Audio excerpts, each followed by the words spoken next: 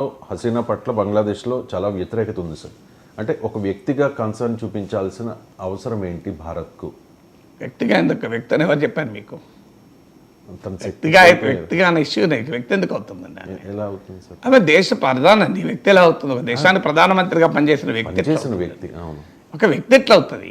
మీరు దేశ ప్రధానమంత్రిగా పనిచేసిన పర్సన్ మన వ్యక్తిగా ఒక వ్యక్తిగా ఎట్లా అనగలం? ఒక వ్యక్తి అయితే ఎందుకు ఇస్తారండి? ఎందుకు ఇంత చర్చ? మన టీవీలో డిబేట్ చేసుకుంటారు. ఒక వ్యక్తి అయితే మీరే చెప్పండి. టీవీ డిబేట్లు నడుస్తాయా? పేపర్లలో పతాక శీర్షికలు వస్తాయా? ఒక వ్యక్తి అయితే శక్తి కాబట్టి ఏంటి ఆమె? మీరు చెప్పండి నాకు. ఆమె ఒక దేశానికి ప్రధానమంత్రిగా పనిచేసిన వ్యక్తి. మీరు వ్యక్తి శక్తి కాదు. మీరు ఒక వ్యక్తి శక్తి కాదండి. ఆ డిబేట్ ఏంటి నాకు అర్థం. శక్తి కాదు ఆ వ్యక్తి అయితే మనం ఎందుకు చర్చించుకుంటాం? బంగ్లాదేశ్ నుంచి కొన్ని వేల మంది భారతదేశం వాళ్ళ గురించి చర్చిస్తున్నామా? వ్యక్తే కాదు అసలు. మీరు ఆ అసెస్మెంటే తప్పు కదండి. ఆమె ఎందుకు ఒక వ్యక్తి అవుతుంది? ఎందుకు ఒక వ్యక్తి అవుతుంది? ఆమె ఒక దేశానికి ప్రధానమంత్రిగా పనిచేసిన నాయకురాలు, రాజకీయ పార్టీకి నాయకత్వం. ఏ దేశానికి స్వతంత్రం కోసం భారత్ పోరాడిందో ఇప్పుడు ఆ దేశానికి శత్రు దేశంగా మారిపోయే ప్రమాదం ఉంది కదా సార్ బంగ్లాదేశ్? ఆల్రెడీ మారిపోయింది, కొత్తగా మారిపోయేదే ఉన్నది. ఇప్పుడు ఈ షేక్ హసీనాతో సంబంధం లేదు. బంగ్లాదేశ్ రాజకీయాల్లో అవామీ లీగ్ వ్యతిరేక శక్తులన్నీ భారత వ్యతిరేక శక్తులే. ఇవాళ షేక్ హసీనాకు ఢిల్లీలో ఆశ్రయం ఇచ్చినందుకు ఆమె బంగ్లాదేశ్ వ్యతిరేకంగా మారలేదు. సో ఆమెకు ఆశ్రయం ఇచ్చినా ఇవ్వకపోయినా బంగ్లాదేశ్ వ్యతిరేకమే. దాంట్లో ఏం కొత్తగా ఏమున్నది? ఇప్పుడు పోనీ ఆశ్రయం ఇవ్వం, అనుకూలం అయిపోతుంది బంగ్లాదేశ్లో ఉన్న భారత్ పట్ల బంగ్లాదేశ్లో ఉన్న రాజకీయ శక్తుల అభిప్రాయం షేక్ హసీనాకు ఆశ్రయంతో సంబంధం లేదు. అది సో షేక్ హసీనాకు ఆశ్రయం ఇచ్చినా ఇవ్వకపోయినా బంగ్లాదేశ్ నేషనలిస్ట్ పార్టీ, అలాగే మీకు అక్కడున్న జమాతీ ఇస్లామీ బంగ్లాదేశ్, ఇవన్నీ భారత వ్యతిరేక శక్తులే. దానికే సంబంధం లేదు. మీకు షేక్ హసీనాకి ఇచ్చినా ఇవ్వకపోయినా మీకు అర్థం కావాల్సింది అంటే షేక్ హసీనాకు ఆశ్రయం ఇచ్చినందుకు వాళ్ళు వ్యతిరేకులు కాలే. షేక్ హసీనాకు ఆశ్రయం ఇవ్వకపోయినా వాళ్ళు వ్యతిరేకులే. సో వాళ్ళ భారత వ్యతిరేకులను ఆమె అణచివేసింది కనుక భారతదేశం ఆమెకు ఆశ్రయం ఇస్తుంది. ఇప్పుడు ఏదో షేక్ హసీనా అంశం పైనే భారతదేశం బంగ్లాదేశ్లో మన సంబంధాలు తెగిపోయినట్టు మాట్లాడుకుంటే అది తప్పది. అది ఆ కంట్రీలో ఉన్న పాలిటిక్స్ మనకు అర్థం కావాలి. ఆ కంట్రీలో ఉన్న పాలిటిక్స్ మనం తీస్తే ఈవెన్ ఆ బంగబంధు నాయకత్వంలో, షేక్ ముజిబుర్ రెహమాన్ నాయకత్వంలో ఆ స్వాతంత్ర పోరాటం జరిగినప్పుడు కూడా ఆ దేశంలో 2 రకాల రాజకీయ శక్తులు ఉన్నాయి.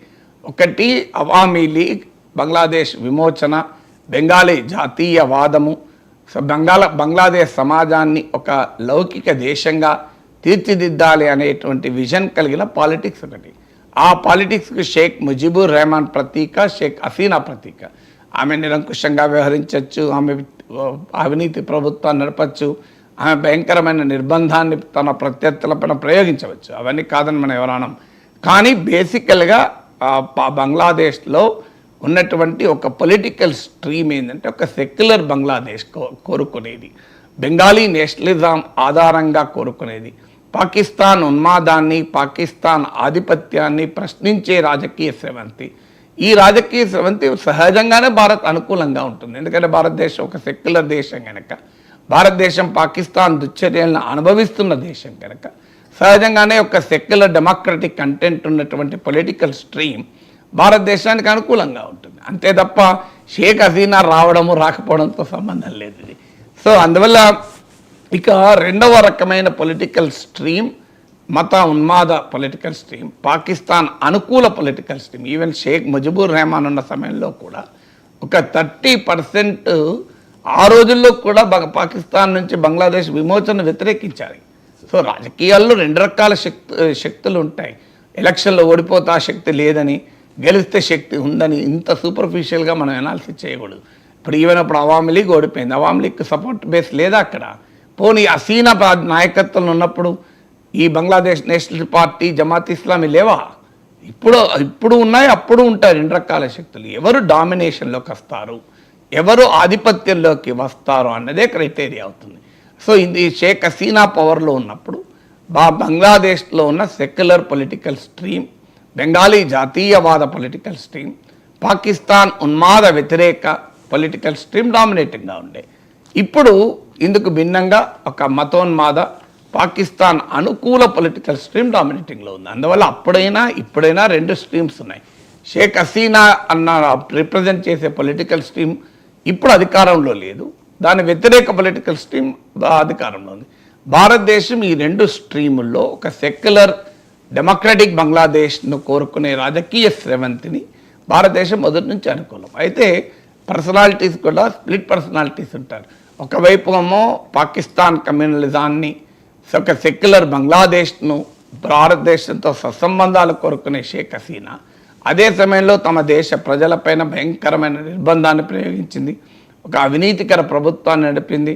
సో ప్రశ్నించే ప్రతిపక్షాలని, ఈ జర్నలిస్టులను ఎవరిని బతకనివ్వలేదు. సో అందువల్ల ఆమె ప్రజల వ్యతిరేకతను పొందింది. ప్రజల వ్యతిరేకతను పొందినంత మాత్రాన ఆమె పొలిటికల్ స్ట్రీమ్ యొక్క క్యారెక్టర్ మారదు. పొలిటికల్ స్ట్రీమ్ మొదటి నుంచి కూడా ఆమె she represents a secular Bangladeshi political stream. ఇప్పుడున్న శక్తులు ఖచ్చితంగా భారత్ వ్యతిరేక మతోన్మాద బంగ్లాదేశ్ను కోరుకునే వాళ్ళు. అందులో ఒక పెద్ద సెక్షన్ పాకిస్తాన్ నుంచి విడిపోవడాన్నే వ్యతిరేకించేవాళ్ళు. అందువల్ల ఇప్పుడు ఉన్నారు, అప్పుడు ఉన్నారు. మనం ఏ పొలిటికల్ స్ట్రీమ్ కోరుకుంటాం అన్న దాన్ని బట్టి మన పాలసీ ఆధారపడి